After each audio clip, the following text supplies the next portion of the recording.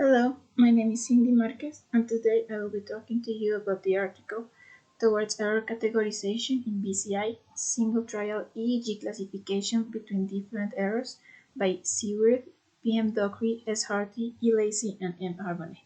The objective of this article is to answer the question: do our brains know when a mistake is made? And if so, what kind of mistake? Through the design of two experiments, this article aims to find if both error and error type can be identified using an EEG-based BCI. Error-related potentials have been used to classify when a human recognizes that an error has been made in order to train robots to identify them as well. However, there are several types of errors that a person may recognize. Previous studies have classified them in 5 categories: response, feedback, observation, execution, and outcome errors. In this article, they will be focusing on response and observation errors. Error type recognition can help improve automated systems where high precision is required. Here we have some key concepts of the article. The amplitude is the magnitude of a signal at a given time. A BCI or brain-computer interface is a system capable of acquiring, analyzing, and translating brain signals into desired actions performed by an output device. ERP or error-related potential is a specific kind of event-related potential where there is a small voltage generated in the brain structure in response to an erroneous action. Error-related negativity, ERN, is the first component of the error-related potential. A negative potential that peaks around 50 to 100 milliseconds after an error and is commonly associated with error processing. The error positivity is the second component of the error-related potential. It is a positive potential that follows the ERN and is commonly associated with conscious error awareness. Finally, latency is the time interval between the stimulus and an expected response. For the first task, referred to as Error Awareness Task or EADT, the objective was to identify response type errors, which are the ones that occur when a human recognizes that they have made a mistake in a task. The chosen population for this task were 54 healthy adults, of which 28 were young-aged and 26 were older-aged. However, after pre-processing, only 25 of the participants were included in the single trial classification phase, 20 of them being young-aged and 5 older-aged. For the signal acquisition, 64 channels of EEG at the frequency of 512 Hz using a Bayes semi-active 2 system were used. The electrodes were placed using the 1020 system as seen in Figure 1. Electroocologram electrodes were also placed at the outer canthus of each eye and above and below the left eye. In this diagram, we can see the experimental setup of the error awareness task. To start, the participant is shown a colored dot on a blank screen. Then the person recognizes the color of the dot. If the dot is blue, then no action should be taken. If it is not blue, then the participant must identify whether or not it is the same color as the previous dot. If it is, then again no action should be taken. If the new color is neither blue or repeated, then the person must use the left click on the mouse. However, if after a left click the person quickly recognizes that it was a blue dot or a repeated color, then he must click right to correct the mistake. This image shows a clear example of how this experiment works. For 2 consecutive green dots, after the second dot appears, no action should be taken. Similarly, if a blue dot appears, then the participant should withhold the response. In the last part, we can see 2 consecutive orange dots. After the second dot, the participant mistakenly clicked left and quickly clicked right to inform that they were aware of the error. The second task, referred to as the Claw Observation Task or COT, is made with the objective of identifying observation type errors, that is, when a human notices that another human or a machine has committed an error. The population chosen for this experiment were 17 young-aged adults. 9 were asked to count the number of errors that they observed, and 8 were not. After pre-processing, only 14 of the participants were included in the single trial classification phase, 8 that were asked to count the numbers and 6 that were not. For the signal acquisition, 20 channels of EEG at a frequency of 500 Hz using an SW20 5G headset were placed. The electrode positions can be seen in Figure 3. The blue dots are the positions that were actually used for this task. In the middle of the head, we can observe the C sub C electrode position. This electrode site will be very important for the peak analysis in the results. The experimental setup of the claw observation task can be seen in the following diagram. For this task, a simulation of an arcade claw crane game was used. The goal of this game is for the claw to be positioned above a target and grab it. For this task, the participants had no interaction with the game. They only had to observe the simulation being run. So to start, they had to determine the claw position in relation to the target.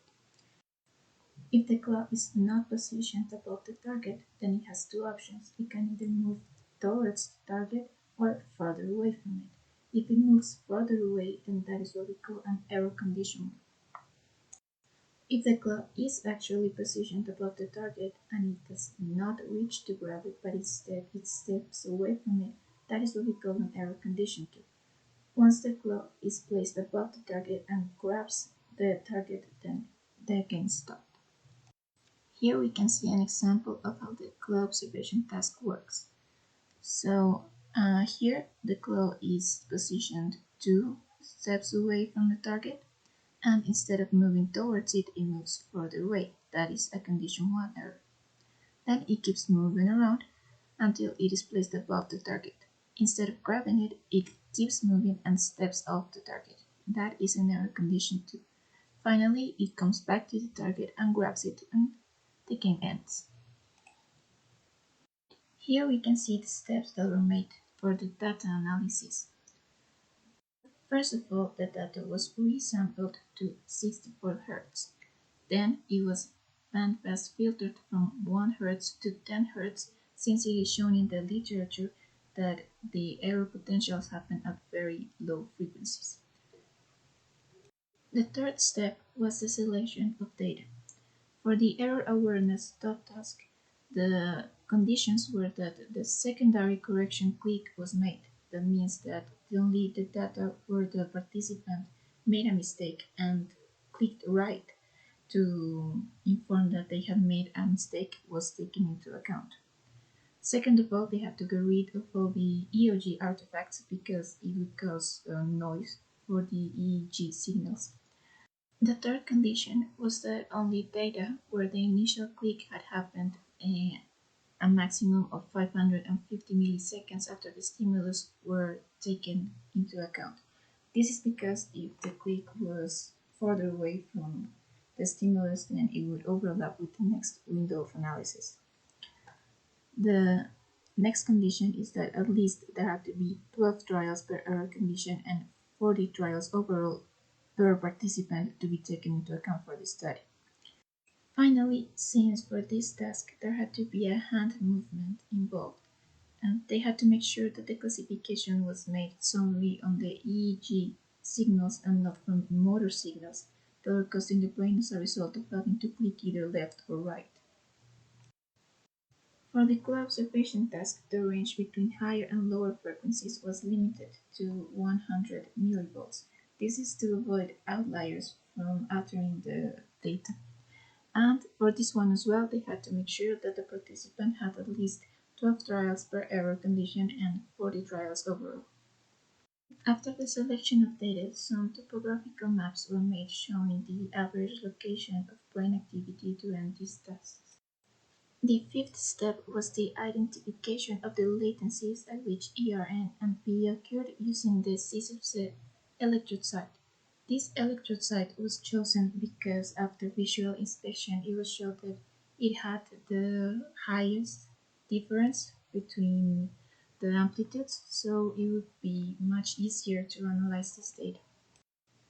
The next step is data classification using stepwise linear discriminant analysis, and lastly the statistical analysis of the obtained data.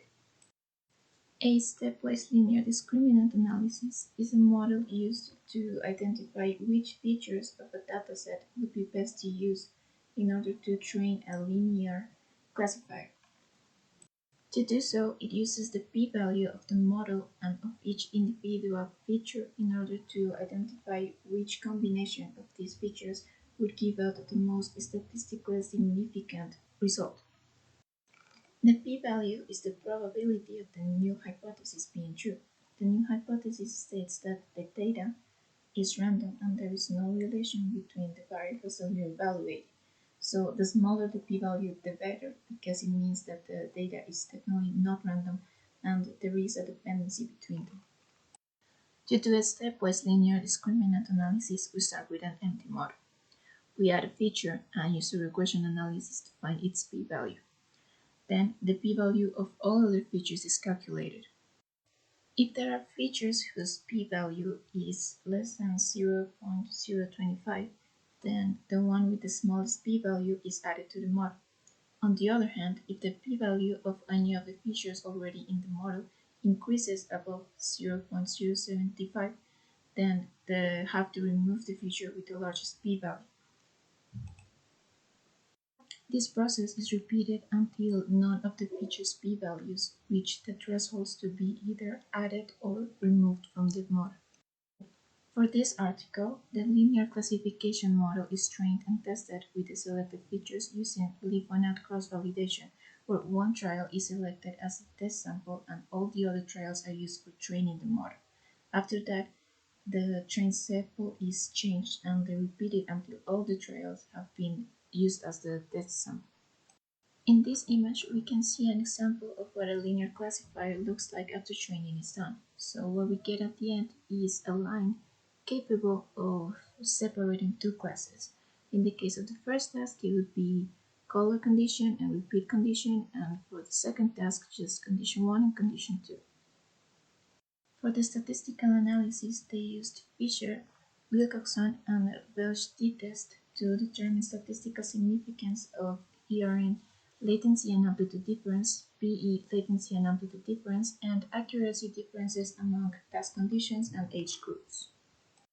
As a result, we can see in the first image the average time domain for the error awareness dot task. So we can see that the green line is the color condition for the older group, the gray line is for the repeat condition, the blue line is the color condition for the younger adults, and the pink line is for the repeat condition for younger adults. Data for this graph was extracted from the electrode site C sub C. In this table, we can see the results for the statistical analysis of time domain characteristics of the signal. As you can see, the only characteristic for which the difference between conditions was statistically significant was for the PE amplitude. In the image, we can very clearly see that the color condition PE amplitude was higher for both age groups, here represented by this green peak and here by the blue peak in comparison to the repetition condition averages. This difference could be attributed to the fact that p-values are deeply related to error-conscious awareness. In the repeat condition, the participants had to rely on their memory to remember whether or not the last dot was the same color as the new one. So that means less certainty when it comes to realizing whether or not the click was an error.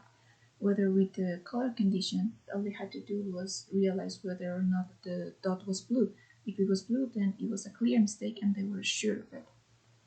Here we can see the topographical maps of the task data.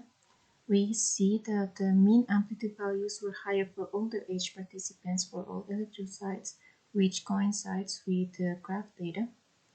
And we can also see a posterior-anterior shift with age as observed for PE values. This means that with age, occipital activity decreases while frontal activity increases, which has been observed in previous work. Here we can see the average time domain from the task data at the electrode site C sub C.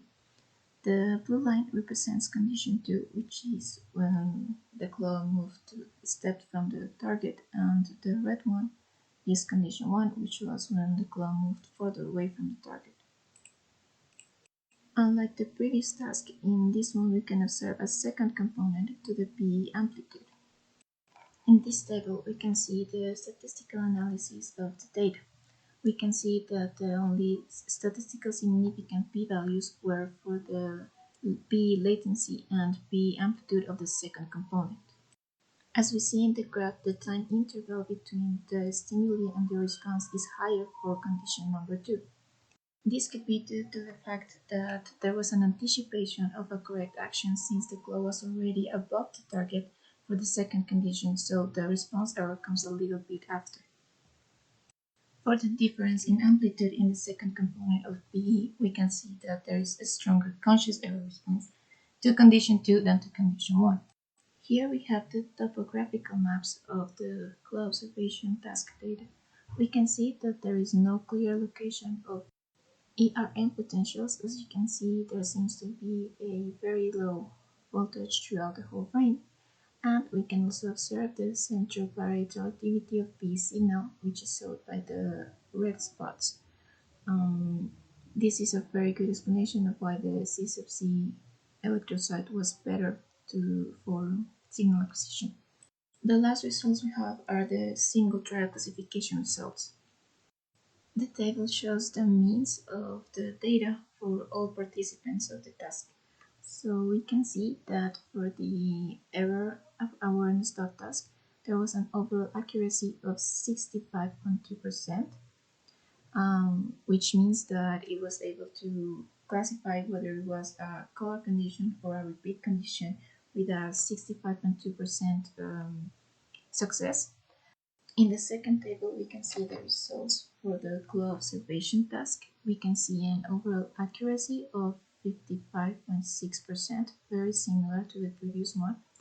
And we can see that in both, the p-value is very small, which means that the data is statistically significant. So from the data, we can see that the overall accuracy suggests that it is possible to classify these types of errors despite being so similar between the color condition and the repeat condition, and also condition number 1 and number 2 for the COT task.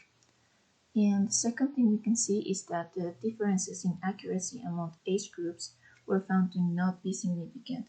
However, this may change with bigger datasets. This clarification is made because after the pre-processing, only 5 older age adults were used for the single trial classification tests. The dataset used in this article was relatively small, so we could say that sample size could be a limiting factor in improving performance.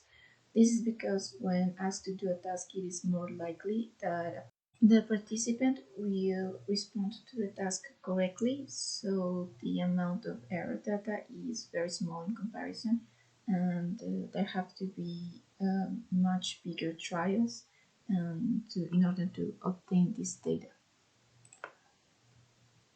From the success of the classification, we could also say that the differentiation of similar errors could improve the accuracy in BCI systems. This would be particularly helpful, say, in navigation systems where their system has to know whether it is far from the target, if it is going towards, or if it just passed it and stepped away from it, like you can see in the second task here. As a conclusion, we have that for the EADT test, the most distinctive feature between error conditions was the PE amplitude, as you was seen in the graphs above. For the COT, the P second component amplitude and the P latency were the most distinctive features and probably the ones that allowed such good classification. The classification of error conditions was achieved with an accuracy of 65% for both of the tasks, and that using type error feedback can help improve more autonomous and efficient error-driven BCI. Here are the references used for this presentation. Thank you very much for your attention.